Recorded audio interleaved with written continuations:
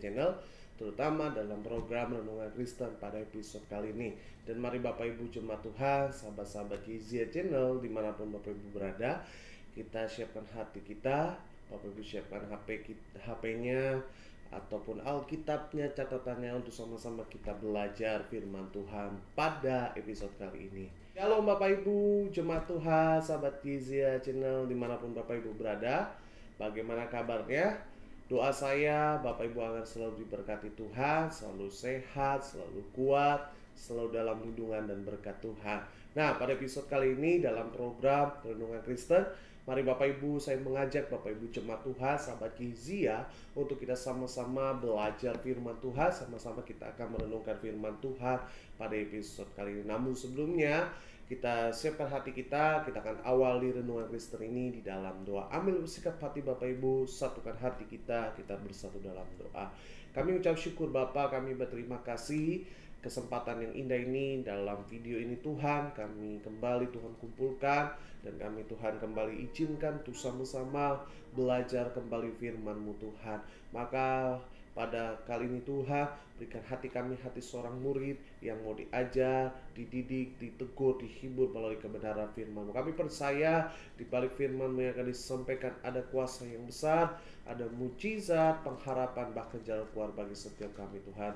Firman-Mu sanggup membebaskan kami, firman-Mu sanggup mengubahkan setiap kami. Terima kasih Tuhan, kami siapkan hati kami buka hati kami untuk firman-Mu pada kali ini Tuhan. Di dalam nama Tuhan Yesus kami sudah berdoa dan mengucap syukur. Bersama-sama kita katakan amin.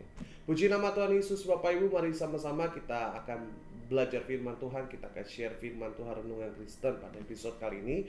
Saya mengajak Bapak Ibu, jemaat Tuhan, umat Tuhan, bahkan sahabat-sahabat Gizia untuk sama-sama buka Alkitab kita, buka catatan kita, bahkan buka HP kita ataupun iPad-nya yang ada Alkitabnya kita buka. Oke, pada kesempatan kali ini saya akan mengajak Bapak Ibu jemaat Tuhan, kita buka dari Lukas 8 ayat 22 sampai dengan ayat 25. Lukas 8 ayat 22 sampai dengan ayat 25. Sudah dapat katakan Tuhan Yesus keren. Haleluya. Oke, Bapak Ibu jemaat Tuhan, baca Lukas 8 ayat 22 sampai dengan 25. Kita baca bersama-sama dimanapun Bapak Ibu menyaksikan video ini. Oke, Lukas 8 ayat 22 sampai dengan 25. Judulnya Angin Ribut Diredakan. Kita baca 1, 2, 3, iya. Pada suatu hari, Yesus naik ke dalam perahu bersama-sama dengan murid-muridnya. Dan ia berkata kepada mereka, marilah kita bertolak ke seberang danau. Lalu bertolaklah mereka. Dan ketika mereka sedang berlayar, Yesus tertidur. Sekonyong-konyongnya turunlah taufan ke danau, sehingga perahu itu kemasukan air dan mereka dalam bahaya. Ayat 24, maka datanglah murid-muridnya membangunkan dia, katanya, Guru, Guru, kita binasa. Ia pun bangun lalu menghardik angin dan air yang mengamuk itu, dan air dan angin itu pun reda dan danau menjadi teduh. Ayat 25, sama-sama, lalu katanya kepada mereka, di manakah kepercayaanmu? Maka takutlah mereka dan heran, lalu berkata kepada seorang yang lain, siapakah gerangan orang ini sehingga ia memberi perintah kepada angin dan air dan mereka taat kepadanya. Puji nama Tuhan Yesus. Berbahagialah setiap kita yang bukan hanya cakap membaca firman Tuhan, tetapi merenungkan dan juga melakukan firman Tuhan dalam kehidupan kita. Oke, Bapak Ibu jemaat Tuhan, sahabat Gizia, dimanapun Bapak Ibu berada menyaksikan video ini, pada kesempatan ini izinkan saya untuk sharekan firman Tuhan pada kesempatan ini. Dan saya mengambil tema pada firman Tuhan pada Renungan Kristen pada kali ini adalah kacamata Tuhan. Boleh diulang apa Bapak Ibu? Kacamata Tuhan. Oke, Bapak Ibu, saya tertarik dan terinspirasi Roh Kudus menaruh saya untuk saya sampaikan kepada Bapak Ibu jemaat Tuhan, dan doa saya biar melalui firman ini Bapak Ibu diberkati Tuhan. Di mana Tuhan Roh Kudus taruh di hati saya untuk membahas firman Tuhan tentang kacamatanya Tuhan. Atau yaitu kalau bahasanya kacamata Tuhan itu adalah berbicara sudut pandangnya Tuhan, gitu kan, cara memandangnya Tuhan, cara berpikirnya Tuhan, bagaimana si Tuhan memandang. Dan saya terinspirasi, Tuhan taruhkan kisah ini di mana kisah Yesus sedang tertidur, yaitu ketika angin atau badai datang. Jadi Yesus bersama dengan murid-muridnya di Lukas 8 ayat 22 sampai dengan 25 ini, di mana menceritakan bahwa ketika Yesus sedang selesai pelayanan di satu tempat, maka Yesus menaiki sebuah perahu, ya kan, untuk beristirahat, gitu kan. Nah, ketika beristirahat bersama dengan murid-muridnya, lalu Yesus tertidur. Ketika Yesus tertidur, nah ketika di tengah-tengah perjalanan datanglah badai, datanglah angin, datanglah air. Nah, ketika itu murid-muridnya panik. Waduh, gimana nih, gitu kan? Gimana nih saya bisa selamat, ini bahaya nih, gini kan, bisa membunuh kita semua, gitu kan. Sedangkan pada saat yang bersamaan Yesus tertidur pula. Gitu kan. Nah, ini kisah-kisah ini adalah kisah yang menarik untuk kita bahas. Lalu kemudian Yesus menghardik dan air itu menjadi reda. Nah, Bapak Ibu, saya mendapatkan satu hal. Bapak Ibu, saya mendapatkan Roh Kudus taruh di hati saya untuk disampaikan kepada Bapak Ibu jemaat Tuhan, umat Tuhan, sahabat Izia dimanapun Bapak Ibu berada, bagaimana kita menggunakan kacamatanya Tuhan, bagaimana sudut pandangnya Tuhan, cara pandangnya Tuhan itu dalam menghadapi masalah, dalam menghadapi pergumulan. Dan doa saya agar Bapak Ibu juga bisa sama-sama menggunakan kacamatanya Tuhan. Yang setuju katakan amin. Oke, Bapak Ibu, kita nggak usah berlama-lama. Kita akan bahas, kita akan belajar bersama-sama sudut pandang apa sih yang Tuhan pakai. Bagaimana cara pandangnya Tuhan terhadap masalah, bagaimana cara pandangnya Tuhan terhadap badai yang sedang terjadi. Oke, yang pertama Bapak Ibu bisa buka di ayat 23. Oke, ayat 23. Lukas 8 ayat 23. Ya, sudah dapat katakan Tuhan Yesus baik, bro. Haleluya. Sama-sama kita baca Lukas 8 ayat 23. 1, 2, 3, iya. Dan ketika mereka sedang berlayar, Yesus tertidur. Sekonyong-konyongnya turunlah taufan ke danau, sehingga perahu itu kemasukan air dan mereka dalam bahaya. Sekali lagi, sama-sama kita baca. 1, 2, 3, iya. Dan ketika mereka sedang berlayar, apa yang dilakukan Yesus? Yesus tertidur. Sekonyong-konyongnya turunlah taufan ke danau, sehingga perahu itu kemasukan air dan mereka dalam bahaya. Puji nama Tuhan Yesus. Berbahagialah setiap kita yang membaca firman, mendengarkan dan melakukannya. Oke, jadi yang pertama Bapak Ibu yang saya dapatkan, Bapak Ibu bisa garis bawahi kata Yesus tertidur. Ya, ya kan. Mungkin Bapak Ibu baca sambil ketawa-ketawa, sambil mikir kali ini apa sih maksudnya. Kalau Bapak Ibu bayangkan ya kejadiannya, ada badai, ada badai lah gitu kan, ada angin, ada air dalam perahu kemasukan. Lalu Bapak Ibu membayangkan ada salah satu personil atau salah satu keluarga kita tidur gitu kan, nggak bantu. Nah, mungkin berpikirnya bahwa ini orang kurang ajar gitu loh. Ini orang kok nggak ada empatinya, kok nggak ada ini. Nah, tetapi saya mau bilang Bapak Ibu bahwa kenapa Tuhan Yesus tertidur? Ada rahasianya. Tuhan ingin mengajarkan dan Tuhan ingin mengingatkan setiap kita. Itu yang pertama yang saya pelajari, kenapa Yesus tertidur dan kenapa, apa hubungannya, korelasinya dengan sudut pandang Tuhan, kacamata Tuhan dalam badai. Jadi yang saya renungkan, Tuhan taruh di hati saya yang pertama, Tuhan ingin mengajarkan bahwa ketika kita dalam badai, ketika kita dalam keadaan yang suka, ketika kita dalam keadaan yang tidak berpengharapan, saya mau bilang kita mesti tenang. Sama-sama katakan, saya mesti tenang. Saya pelajari, saya kemarin sewaktu buat firman Tuhan ini Bapak Ibu, saya pelajari, saya lihat beberapa literatur gitu kan. Kalau tidur itu berbicara tentang apa sih Pak? Nah, saya pelajari bahwa tidur itu adalah siklus kehidupan dalam kehidupan manusia, di mana seluruh organ tubuh ini dari atas kepala sampai telapak kaki yang pertama adalah berhenti bekerja keras. Artinya secara medis bahwa ketika orang tidur artinya dia sedang apa? Mengistirahatkan tubuhnya. Artinya secara medis tidur itu adalah sesuatu hal yang baik. Oke, itu yang pertama. Lalu saya juga lihat di literatur yang kedua bahwa apa hubungannya korelasi tidur dengan badai gitu. Kenapa Tuhan Yesus tidur? Ternyata saya pelajari secara psikologi, secara mental, secara kejiwaan, ketika orang tidur artinya orang itu sedang apa? Merasa tenang. Psikologinya tenang, psikologinya damai, psikologinya apa? Bebas, ya kan?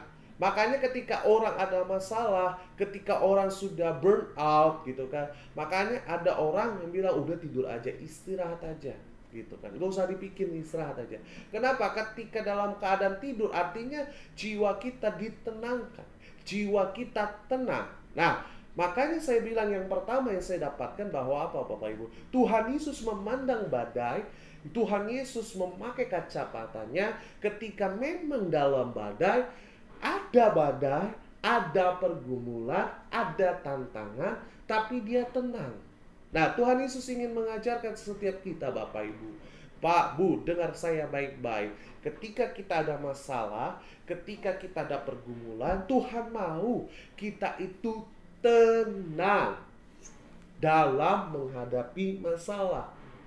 Kita itu tenang dalam menghadapi tantangan. Betul? Tapi ada jemaat berkata gini, Pak Pendeta, Bapak enak ngomongnya, tenang gitu kan. Gimana saya mau tenang Pak? Suami saya ninggalin saya 10 tahun. Saya punya 2 anak, mau makan dari mana Pak Pendeta? Tenang gimana Pak Pendeta? Kontrakan mesti bayar, listrik mesti bayar Pak Pendeta. Iya kan? Banyak orang berkeluh kesah. Pak Bu, saya mau bilang, apapun masalahmu, apapun pergumulanmu, engkau mesti tenang. Amin. Tenang itu bukan berarti saudara dan saya kalah. Tenang itu bukan berarti saudara dan saya meremehkan masalah. Ingat ya, sekali lagi, tenang itu bukan berarti, bukan berbicara saudara mengentengkan masalah atau meremehkan masalah. Tetapi saya mau bilang, dengar dan catat baik Bapak Ibu.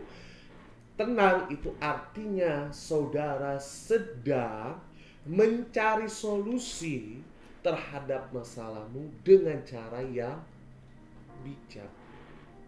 Artinya ketika Bapak Ibu ketika ada masalah pergumulan, Bapak Ibu memilih tenang, saya mau bilang Bapak Ibu sedang memikirkan mencari solusi jalan keluar dengan cara yang terbaik, yang bijaksana. Paham? Nah, kalau Bapak Ibu nggak tenang, Bapak Ibu panik, saya mau bilang Bapak Ibu mencari solusi dengan terburu-buru. Betul nggak? Iya kan? Makanya Bapak Ibu nggak usah jauh-jauh, kita lihat teman-teman sekeliling kita, keluarga kita, sahabat kita ketika ada masalah, ada pergumulan, ketika dia ngambil keputusan dalam keadaan panik, ujungnya, ya kan? Ujungnya, endingnya apa? Kecewa. Ujungnya apa? Nggak bagus gitu kan? Tapi kalau kita ambil keputusan, ya kan, mengambil keputusan yang benar dengan tenang, saya percaya endingnya pasti apa? Baik bagi setiap kita. Endingnya pasti apa? Menguntungkan setiap kita. Endingnya apa? Memberikan dampak, impact yang besar buat kita. Nah, saya makanya mengajak Bapak Ibu. Makanya Tuhan ingin mengajak setiap kita, Pak Bu, dengar baik. Yang pertama, sudut pandang Tuhan, kacamatanya Tuhan ketika ada masalah adalah tenang. Bapak Ibu, ketika engkau ada masalah, ketika ada kau tantangan, Bapak Ibu jangan panik. Aduh Tuhan, aku gak punya duit Tuhan, aku gimana Tuhan. Jangan, tenang aja. Makanya saya selalu bilang ini, lebih baik ketika kita punya masalah, ketika kita dalam tantangan, Bapak Ibu, ada badai, ada pergumulan, saya mau bilang Bapak Ibu tetap apa? Tetap tenang. Betul? Halo? Tetap tenang. Kenapa? Karena tenang itu memberikan jalan keluar buat setiap kita. Amin. Saya percaya dan saya yakin Bapak Ibu, ketika Bapak Ibu tenang, pasti ada solusi yang terbaik, ada solusi yang hebat, ada solusi yang wah menyenangkan. Dan ketika saudara ada tenang, saudara bisa apa? Mendengarkan apa kata Tuhan. Kalau saudara panik, saudara nggak tenang, saudara nggak bisa dengar kata Tuhan. Betul nggak? Iya. Amin. Jadi yang pertama saya mengajak Bapak Ibu, Tuhan ingin sampaikan kepada Bapak Ibu, mungkin hari ini ada pandemi, mungkin hari ini ada keadaan yang sukar, mungkin hari ini ada dalam keadaan yang tidak berpengharapan. Saya mau bilang Pak, Bu, badai boleh ada, tantangan boleh ada, pergumulan boleh ada, tapi saya mau bilang Tuhan mau ketika ada tantangan, badai, pergumulan, masalah atas kehidupan kita, Tuhan izinkan, ayo Pak, hadapi badai itu dengan amin. Yes. Colek kanan kiri Bapak Ibu, katakan kamu mesti tenang. Haleluya. Jadi yang pertama apa? Sudut pandang Tuhan, bahwa Tuhan mau kita tenang. Oke, yang kedua, apa sudut pandang Tuhan? Kacamata apa Tuhan dalam memandang badai? Oke, Bapak Ibu bisa ayat 24. Oke, sama-sama kita baca ayat 24. 1, 2, 3, iya. Maka datanglah murid-muridnya membangunkan dia. Katanya, Guru, Guru, kita binasa. Tanda seru. Ia pun bangun lalu menghadik angin air yang mengamuk itu, dan air dan angin pun reda, dan danau itu pun menjadi teduh. Puji nama Tuhan Yesus. Jadi yang kedua yang saya pelajari, Bapak Ibu bisa garis bawahi kata guru, guru kita binasa. Nah, saya pelajari Bapak Ibu dalam bahasa aslinya, ya kan, kata binasa ini memang binasa, gitu kan. Cuma saya tertarik, saya terketuk gitu, terhentak gitu dengan satu kata binasa ini. Binasa dalam bahasa aslinya menggunakan tenses apa Bapak Ibu? Future, gitu kan. Future itu masa depan, yang akan terjadi terus. Nah, yang kedua yang saya pelajari, jadi kisahnya gini, ketika badai datang, ketika angin datang, ketika air menerpa mereka, murid-muridnya ketakutan, panik gitu kan, udah panik gitu kan. Lalu bangunin Tuhan Yesus. Tuhan bangun, Guru bangun, ini kita mau binasa. Nah, kita binasa dalam arti kita binasa, kita akan mati ke depannya. Kita nggak bisa hidup di depan gitu kan.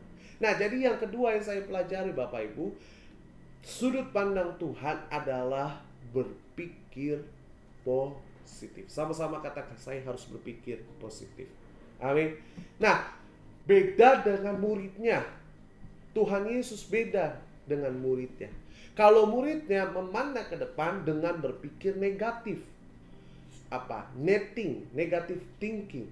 Mereka berpikir akan mati, akan binasa. Mungkin ya kalau bahasa sekarang yang belum nikah, aduh Guru, gue belum nikah Tuhan, Guru, gue belum nikah, gue belum mati gitu kan. Tapi Tuhan Yesus santai, slow. Apakah Bapak Ibu di ayat 24 ini terus Bapak Ibu baca gitu, terus Tuhan Yesus langsung kaget, terus panik gitu. Ayo, Yohanes, ambil, tambal. Enggak kan? Tapi apa? Tuhan Yesus bangun, terus apa? Tenang. Dia tenang. Dia jalan ke atas. Karena perahu itu Pak, biasanya kalau perahu itu kamarnya di bawah. Gitu kan, di bawah. Pasti kalau mau hadik angin di atas. Pasti dia dari kamar di bawah naik ke atas. Ya kan? Bapak Ibu kalau pernah naik perahu, kapal, pasti begitu tahu. Naik ke atas, lalu dia menghadik. Dia meredakan angin dan. Nah, saya mau bilang gini, Pak, aplikasinya bahwa setiap kita gini. Terkadang kita sebagai orang percaya kadang-kadang sama seperti murid-murid Tuhan Yesus.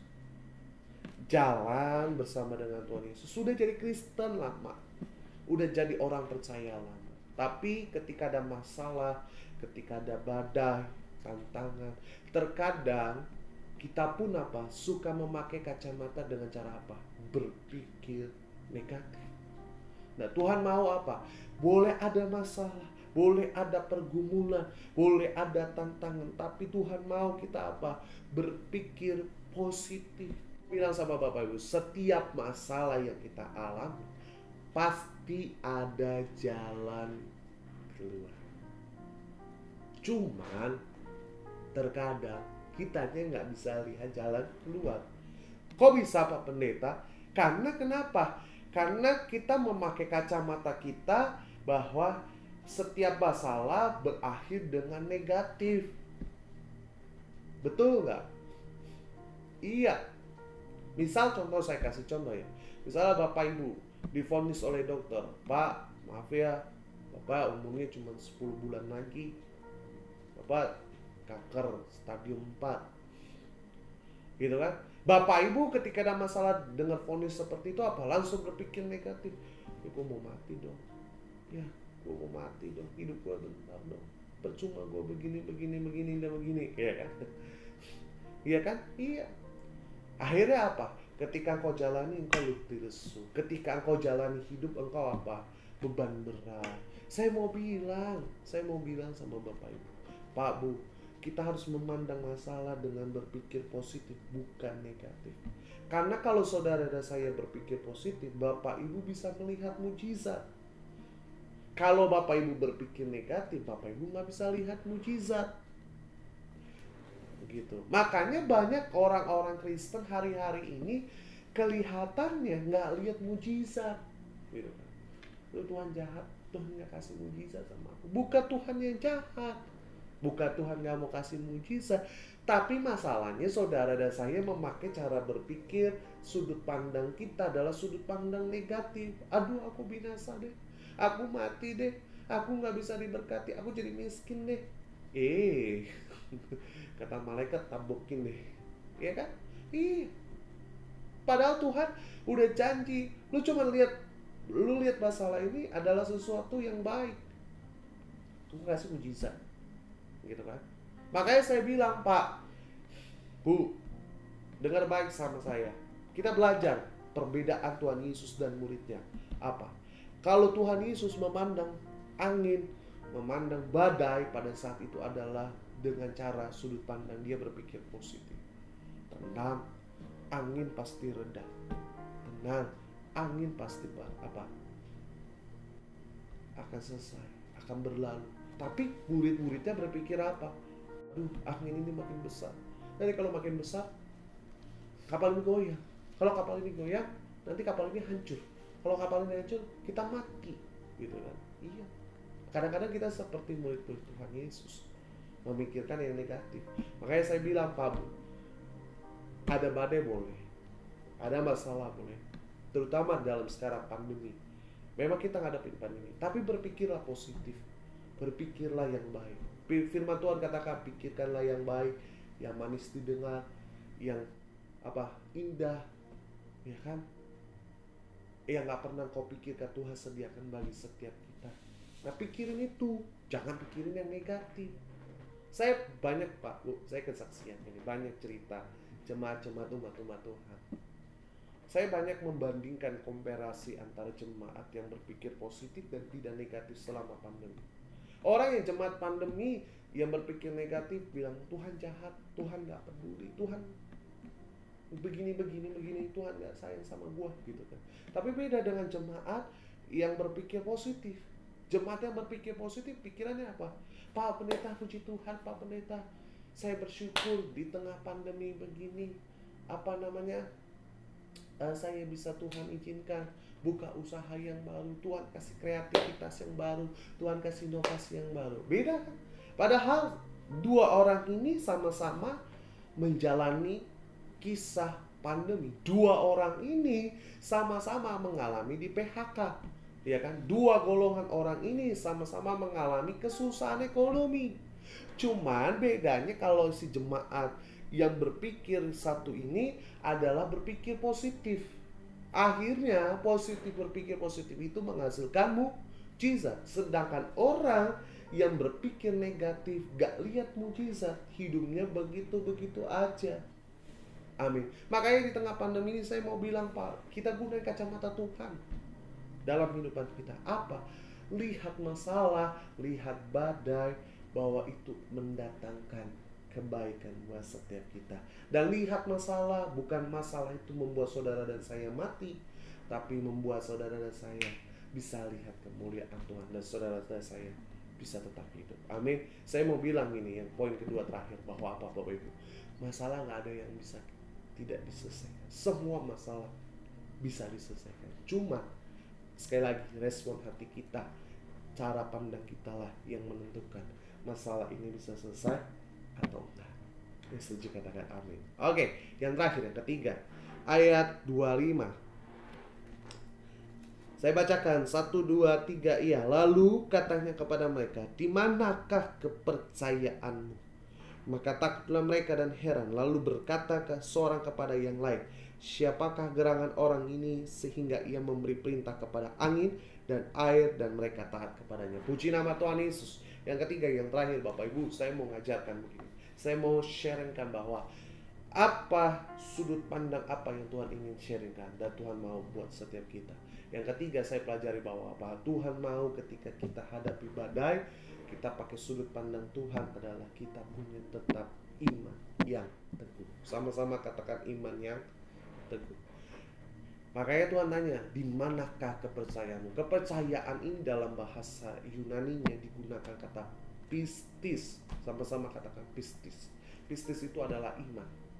Iman itu berbicara apa, saudara? Apa yang tak pernah kita lihat, yang tak pernah kita dengar, Tuhan sediakan, Tuhan. Ibrani 11 ayat 1 mengatakan, iman adalah dasar dari segala sesuatu yang kita harapkan dan bukti dari segala sesuatu apa yang tidak kita lihat.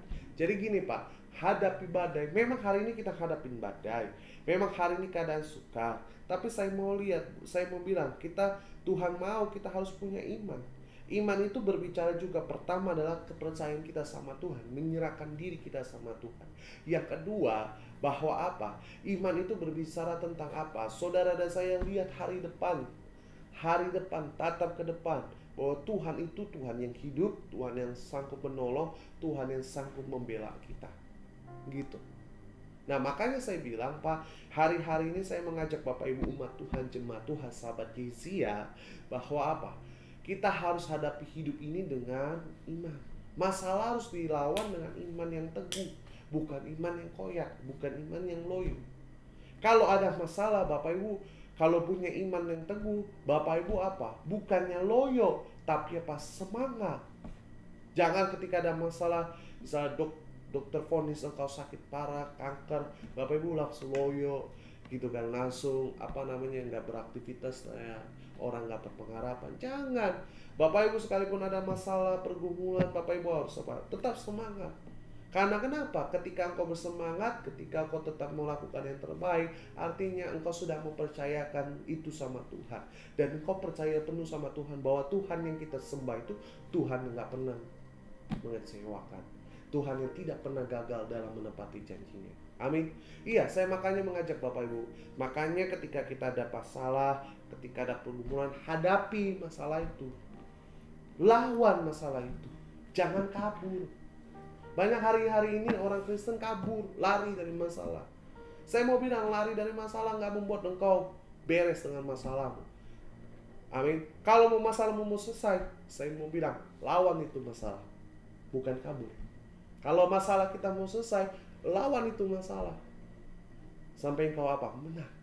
Sampai masalah itu gak ada dalam hidup, sampai kau lihat kemuliaan dan berkat janji Tuhan. Tapi kalau saudara dan saya kabur, ambil jalan pintas, saya mau bilang maaf nih Pak Bu, maaf, saya mau, Bapak Ibu nggak bisa lihat apa? Kebaikan, mujizat Tuhan. Amin. Jadi Tuhan mau ajar kita yang ketiga, yang terakhir apa? Kita punya iman yang teguh.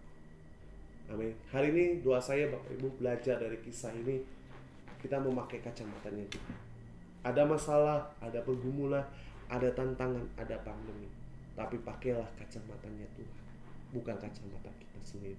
Kenapa? Kacamatanya Tuhan mendatangkan kebaikan buat setiap kita. Tapi kalau kacamatanya kita sendiri, belum tentu mendatangkan kebaikan buat setiap kita. Doa saya Bapak Ibu di masa pandemi ini tetap kuat, tetap sehat, tetap diberkati Tuhan. Haleluya. Amin.